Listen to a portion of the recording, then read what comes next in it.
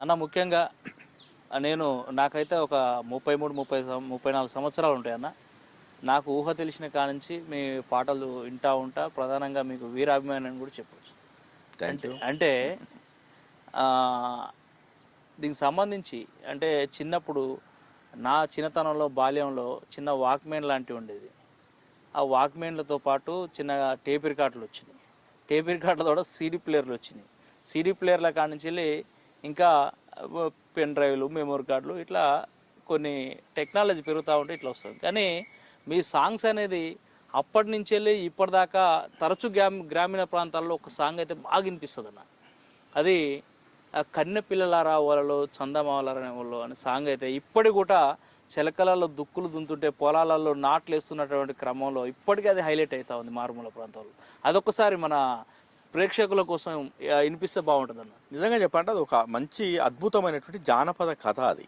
అంటే వానదేవుడు అంటే ఈ లోకాన్ని మర్చిపోయి ఒక యాక్చువల్గా ఏంటంటే ఆ జానపదులు చెప్పిన కథ ఏంటంటే గుడ్డి కుమారమ్మ దగ్గర ఉంటాడని పోయి ఎవరు వానదేవుడు? ఈ వానదేవుడు ఓకే. ఆ గుడ్డి కుమారమ్మ దగ్గర ఉండి ఏం చేస్తుంటాడంటే ఆ గుడ్డి కుమారమ్మ వానదేవుని పోనీయకుండా అక్కడ ఆమె మంచిగా మళ్ళు కట్టి దుక్కు దునిపించి ఆమె అక్కడ జోరుగా వ్యవసాయం చేస్తూ ఉంటుంది. ఓకే. వానదేవుడు ఆమెకు పరిమితం అయిపోయి అక్కడే ఉంటున్నాడు అని. అక్కడనే ఉంటుండు, లోకం మీదకి లోకం రావట్లేదు. అంతా కరువు, ఎటు చూసినా కరువు కొట్లాడుతుంది, ఈ ప్రాంతం అంతా కరువు వస్తున్నది. ఓకే. మరి అట్లా అప్పుడు ఈ వానదేవుని తల్లి ఏం చేస్తుందంటే అరే వీడు చెప్తే అయినాడు మనిషి ఎక్కడ పోయిండో ఏమో. ఇది నేను చెప్పే కథ కాదు, జానపదులు మనకు చెప్పిన కథ.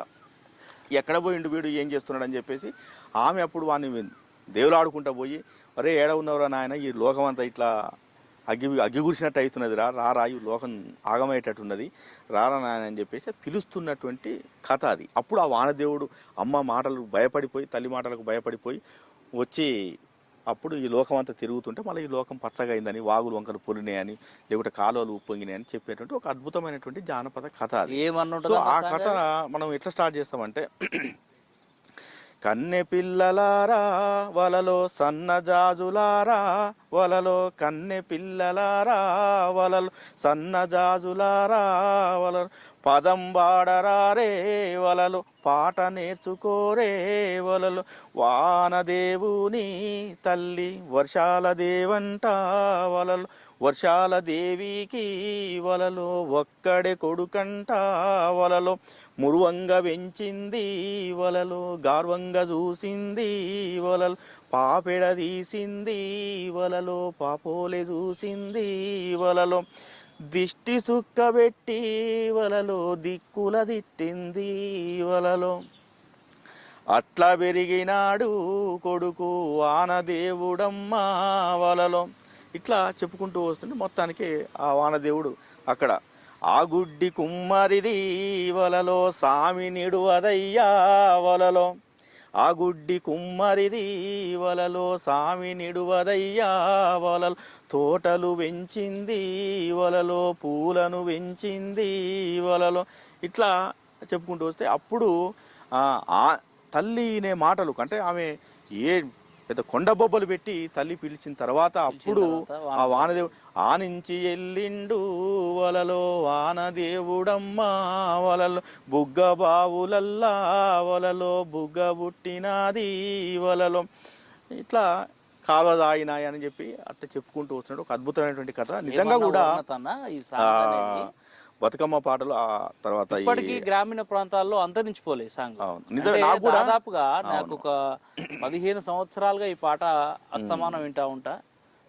ప్రతి గ్రామీణ ప్రాంతంలో ఎక్కడ పోయినా ఈరోజు చిలకలు దున్నే క్రమంలో, పొలాలు నాట్లేసే క్రమంలో మహిళలు గ్రామీణ ప్రాంతాలలో తరచూ ఈ సాంగ్ వినిపిస్తూ ఉంది. కాబట్టి ప్రత్యేకంగా దీనికోసము నేను అడగడం కూడా గుర్తు చేసినావు. నిజంగా కూడా తెలంగాణ ఉద్యమంలో 2005 ఆ ప్రాంతంలో రికార్డ్ చేసినటువంటి పాట అది. దాదాపు 2006 నుంచి 2013-14 దాకా ఈ పాటని రాజు న్యూస్, టీ న్యూస్ ఇట్లాంటి ఛానళ్ళలో, ఈటీవీ ఇట్లాంటి ఛానల్లో కూడా బాగా బతుకమ్మ పాటల సందర్భంలో బాగా ప్లే అయ్యేది అది.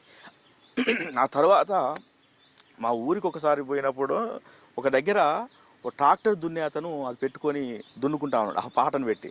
అంటే సంతోషం, నాకు సంతోషం. చాలా హ్యాపీగా అనిపించింది. Happy అనిపిస్తుంది. అట్లా ఇప్పుడు మీరు చెప్పిన తర్వాత నాకు అనుభవం గుర్తుకొస్తున్నది. Yes, yes, అంటే yes. ట్రాక్టర్ల మీద ఈ పాట ఇప్పటికీ ఇప్పటికీ, మోగుతూ ఉండడం, ఇప్పటికీ నిజంగా కూడా మారుమోగుతున్నట్టు. అంటే గ్రామీణ ప్రాంతానికి సంబంధించి వాళ్ళు ఆ గ్రామీణ కథల్ని ఎంజాయ్ చేస్తూ ఉంటారు. Okay. అట్లా ఎప్పుడైనా అంత అంటే మనం రాసేటువంటి పాటల్లో గ్రామీణ జీవన నేపథ్యం ఉన్నటువంటి పాటలు, కథలు, సినిమాలు